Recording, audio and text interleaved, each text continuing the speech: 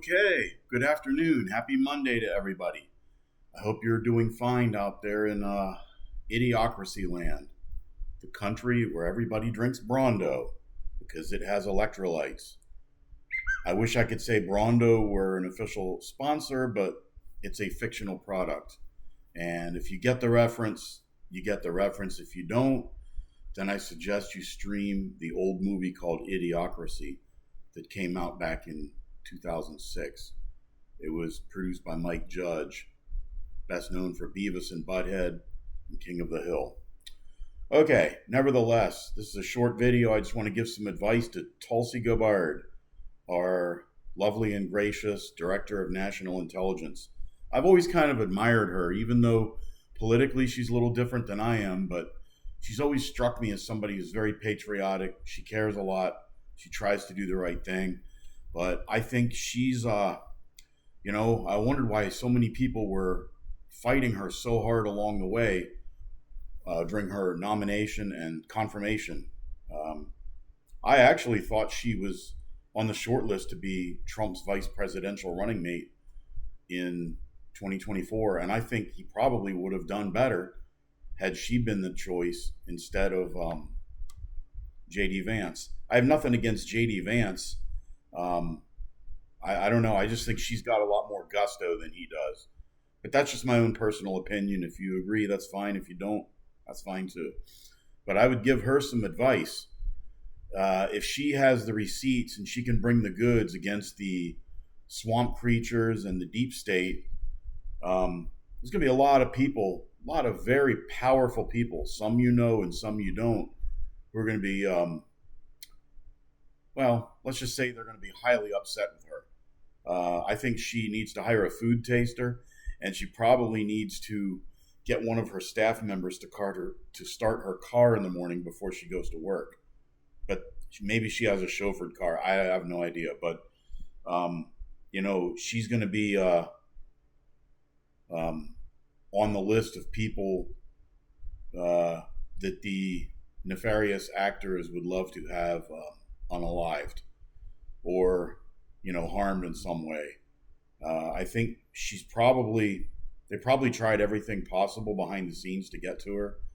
But, if she really does have the goods to implicate former President Barack Hussein Obama with the sabotaging, for lack of a better word, of the Trump presidency, and if it were proven somehow that this scandal originated after the 2016 election and before he was sworn in 2017, and that it continued onward into the bogus impeachments and all that, gee whiz.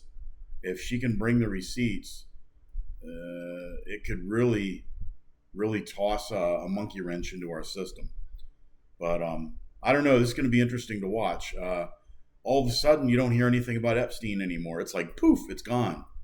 And that's a different topic for another day. But you know what? Drop the photos. Drop the flight logs. Drop the videos. Bring it all out.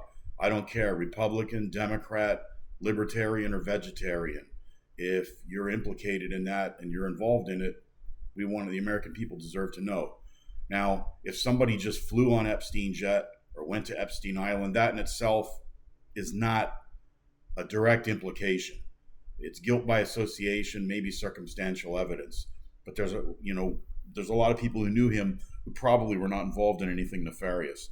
It's kind of like when I was back in college, I was in a fraternity, and it didn't happen at my fraternity house, but if there was a sexual assault or the word that rhymes with ape in my fraternity house, and I were a brother, even if I were gone that weekend or I wasn't there, I would still be implicated by association, and that's not really a fair thing to do.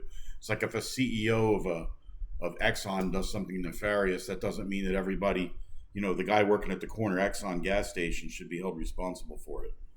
But that's just common sense. We know that. It's just sometimes in the political world, if somebody in a Democrat party does something, it maligns all Democrats. And same thing, if a Republican does something bad, then people are like, well, all those Republicans are that way.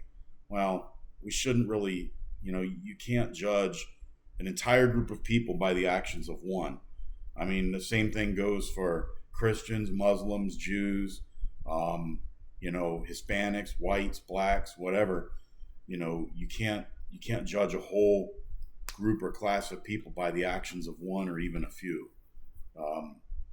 What do? Pick on Freemasons, the Knights of Columbus, police officers, truck drivers, welders, they're bankers, lawyers.